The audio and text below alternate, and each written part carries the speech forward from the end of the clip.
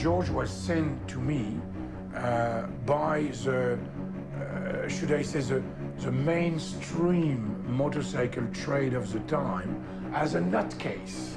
You know, like when he was explaining that his film, most people, you know, in the trade would say, this guy is a nutcase. So they send the nutcase to another nutcase, I suppose, and that's how it all happened. I was making Mad Max type bike for normal life.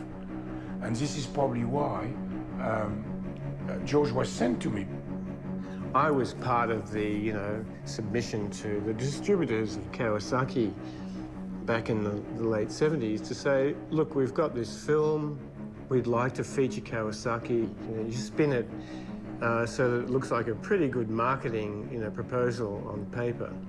And Byron could talk the talk, and so we were the proud borrowers, as it happened, of 10 brand new, sort of spanking Z1000. We got delivered the bike naked by Kawasaki. They were not in crate. They were already assembled. We got 10 bikes. 9 were dressed, and was one extra one which was left alone as a spare bike.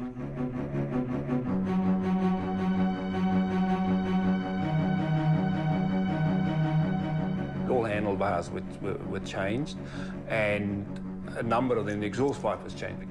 And so we'd start our bikes up in the morning. We had the mufflers up because it was good for the sound and that kind of thing. And it was in a courtyard, 4:30 in the morning in North Melbourne. And the poor people that lived there, their brains would have been fried. It was only 5 minutes, but it would have actually killed them for the whole day. And I think they threw saucepans at us. I seem to remember that happening. You'd hear the bikes all over Melbourne because they took all the baffles out of the exhaust.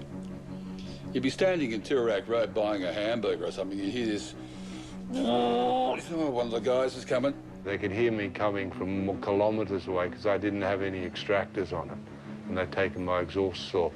So it was just a huge roaring noise that could be heard, and Byron told me whenever he heard me coming, he'd run for the door to hide because I knew I wanted something.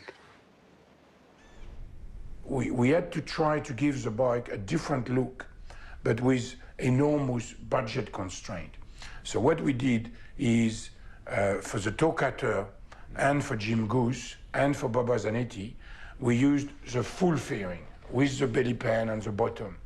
And then for the minor bike, which was Clank, like one of mine, we used a Ducati 900 SS replica fairing, which is also half, but much smaller.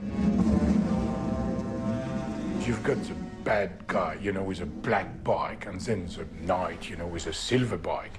But both bikes are identical, practically, and there is very few things that are different except for the color.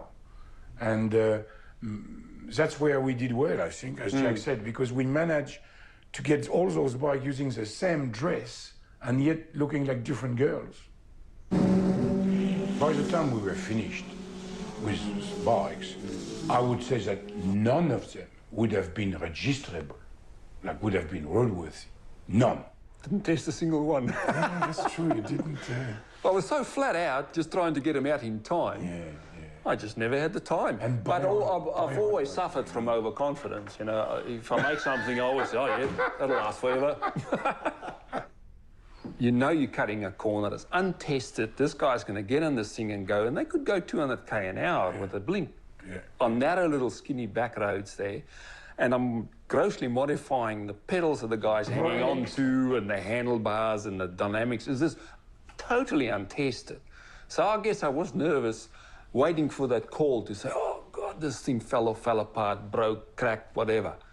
So we took risks, a lot of risks. But it paid off. I mean, they were dropped, so there was mechanics on hand to sort of straighten things out, but they were built in a way, as we thought, as we would have done for anyone, as if he's going to use that bike for a long time. And we did it within budget, on time, and really, nothing ever broke. And God knows if in the film, we had no mercy for the bikes. So I could never do that job now because I would just worry about all the things that could go wrong. I didn't know that they were meant to send these bikes back to Kawasaki in their original condition. I did not know either. I didn't know that. Out of 10 Kawasaki's, we managed to get 3 back complete. and they weren't very happy about that. They expected all 10 back, and I'm afraid not. We could have bought the bikes at the end. Now, of course, we didn't know they didn't belong to them, and I wasn't sure how he was going to explain that to Kawasaki if we did buy them. He said, "You want to buy the bike?" Like, Yeah. I recall a figure of $5,000 or something. For the lot. We talked about this, and he said, "We can't do that." He said, "We have just been paid $5,000 to make them. We can't sort of spend the money we've just made to buy them back." And I said, "But maybe one day it'll be a collector's item." And he went, "Oh, yeah."